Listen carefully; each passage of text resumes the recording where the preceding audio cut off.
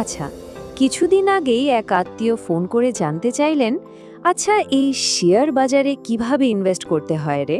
আমিও তো ভাবছি কিছু টাকা রাখবো। আমার প্রথম প্রশ্নটা ছিল খুব সহজ, কিন্তু হঠাৎ শেয়ার বাজারে কেন ইনভেস্ট করতে ইচ্ছে হলো? আমার মনে হয় এই প্রশ্নটা শুধু তার একার নয়, অনেকের মাথাতেই ঘুরছে।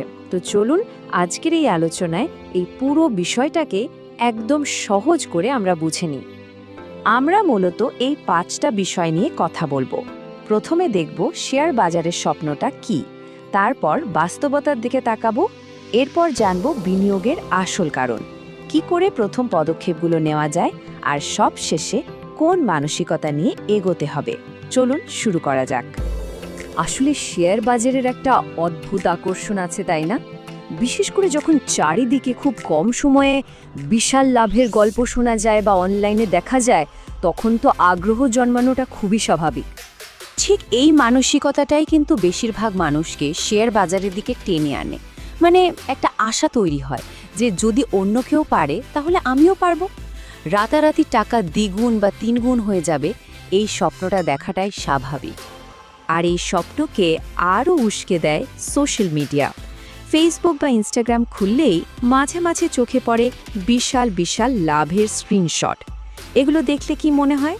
মনে হয় শেয়ার বাজারটা যেন একটা টাকা ছাপানোর মেশিন, যেখানে নামলেই রাতানাতি বড়লোক হওয়া সময়ের অপেক্ষা।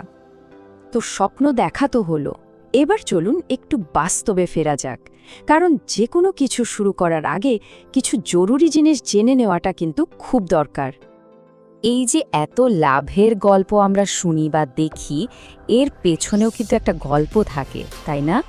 এমন কিছু তথ্য থাকে যা প্রায়ই আমাদের চোখ এড়িয়ে যায়, আর একজন নতুন বিনিয়োগকারীর জন্য সেই তথ্যগুলো জানাই সবচেয়ে বেশি জরুরি। তো এরপর থেকে যখনই কোথাও কোনো বড় লাভের গল্প শুনবেন বা স্ক্রিনশট দেখবেন, নিজেকে কয়েকটা প্রশ্ন করতে হবে। যেমন, এই টাকাটা ডাবল হতে ঠিক কতদিন বা কত মাস লেগেছে? যিনি লাভ করেছেন তিনি কি সব সময়ে এরকম লাভ করেন, নাকি এটা হঠাৎ করে পাওয়া একটা জ্যাকপট? আর সবচেয়ে জরুরি প্রশ্নটা হলো, এত টাকা লাভ করার জন্য তাকে আসল কত টাকা ইনভেস্ট করতে হয়েছিল? এই প্রশ্নগুলোর উত্তর যখনই পেয়ে যাবেন, দেখবেন পুরো ছবিটা একদম পরিষ্কার হয়ে গেছে। আসলে দেখুন, তাড়াতাড়ি বড়লোক হওয়াটা বিনিয়োগের মূল উদ্দেশ্য নয়। এর পেছনে আরও অনেক গুরুত্বপূর্ণ আর বাস্তবসম্মত একটা কারণ আছে। চলুন সেটাই এবার জেনে নেওয়া যাক। আপনার টাকার একটা বড় শত্রু আছে, যার নাম মুদ্রাস্ফীতি বা ইনফ্লেশন। সহজ কথায় বললে, সময়ের সাথে সাথে আপনার টাকার কেনার ক্ষমতা কমে যায়। ধরুন, আজ 100 টাকায় যে জিনিসটা কিনতে পারছেন, 1 বছর পর হয়তো সেটাই কিনতে আপনার 160 টাকা লাগবে। এই যে 7 টাকা বেশি লাগছে, এটাই হলো ইনফ্লেশন। তার মানে আপনার টাকা যদি শুধু সেভিংস অ্যাকাউন্টে পড়ে থাকে, তাহলে ওটার আসল মূল্য কিন্তু কমছে। এই স্লাইডটা দেখুন, পার্থক্যটা খুব পরিষ্কার। সঞ্চয় বা সেভিংস আপনার টাকাকে হয়তো সুরক্ষিত রাখে, কিন্তু বিনিয়োগ আপনার টাকাকে বাড়াতে সাহায্য করে। মানে বিনিয়োগের লক্ষ্যই হলো মুদ্রাস্ফীতিকে হারিয়ে আপনার টাকার আসল মূল্য বাড়ানো। তো এই ইনফ্লেশনকে হারানোর একটা উপায় হলো স্টক। স্টক জিনিসটা কি? ব্যাপারটা খুব সহজ। স্টক কেনা মানে হলো কোনো একটা বড় কোম্পানির ব্যবসার একটুখানি অংশ কিনে নেওয়া।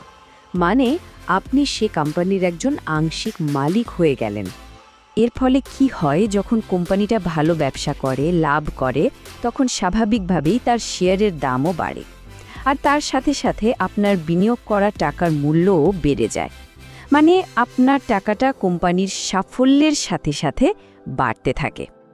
তো তত্ত্ব তো অনেক আলোচনা হলো, এবার চলুন একদম আসল কথায় আসা যাক। বাস্তবে কিভাবে এই বিনিয়োগের যাত্রাটা শুরু করা যেতে পারে? এই 4টে সহজ ধাপ মাথায় রাখলে কোনো রকম দুশ্চিন্তা ছাড়াই শুরু করা যাবে। সবার প্রথমে একটা ডিম্যাট অ্যাকাউন্ট খুলতে হবে, যেটা ছাড়া স্টক কেনাবেচা করা যায় না। তারপর খুব অল্প টাকা দিয়ে শুরু করুন, আর হ্যাঁ, শেখাটা চালিয়ে যেতে হবে। আর সবচেয়ে জরুরি যে জিনিসটা, সেটা হলো ধৈর্য। এই কথাটা একদম সত্যি, তাই না? জলে না নেমে তো আর সাঁতার শেখা যায় না। ঠিক সেই রকমই। শুধু বই পড়ে বা ভিডিও দেখে ইনভেস্টিং নিয়ে অনেক কিছু জানা যায়, কিন্তু আসল শেখাটা তখনই শুরু হয় যখন খুব অল্প পরিমাণে হলেও নিজের টাকাটা বাজারে খাটানো হয়। ওইটাই হলো আসল জলে নামা। সবশেষে বাজারে ঢোকার আগে দুটো দৃষ্টিভঙ্গির পার্থক্য বোঝাটা খুব জরুরি।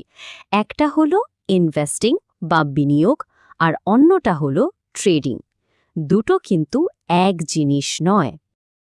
দেখুন, বিনিয়োগ করাটা হলো একটা লম্বা সময়ের খেলা, অনেকটা গাছ লাগানোর মতো। আজ লাগালে কয়েক বছর পর ফল পাবেন। আর ট্রেডিং হলো খুব অল্প সময়ের জন্য লাভ করার একটা চেষ্টা, যার জন্য কিন্তু বিশেষ দক্ষতা আর অনেক অভিজ্ঞতার প্রয়োজন হয়। ট্রেডিং আসলে একটা পেশার মতো। এটা ঠিকঠাকভাবে শিখতেই প্রায় 1 থেকে 2 বছর লেগেই যেতে পারে। আর এই শেখার সময়টায় প্রথম দিকে কিছু লোকসান হওয়াটাও কিন্তু খুব স্বাভাবিক।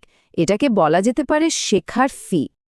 এই কথাটা একদম মনের মধ্যে গেঁথে নেওয়া দরকার। শেয়ার বাজার কোনো জুয়া বা বাজি ধরার জায়গা নয়, এটা হলো ধৈর্যের খেলা। এখানে টাকা সময়ের সাথে তৈরি হয়, তাড়াহুড়ো করলে কিন্তু বিপদ। তো এই পুরো আলোচনার শেষে প্রশ্নটা একটাই, শেয়ার বাজার যেহেতু একটা ধৈর্যের খেলা, সবাই কি এই লম্বা খেলাটা খেলার জন্য মানসিকভাবে প্রস্তুত? উত্তর যদি হ্যাঁ হয়, তাহলেই বিনিয়োগের যাত্রা শুরু করার জন্য এটা সঠিক সময়।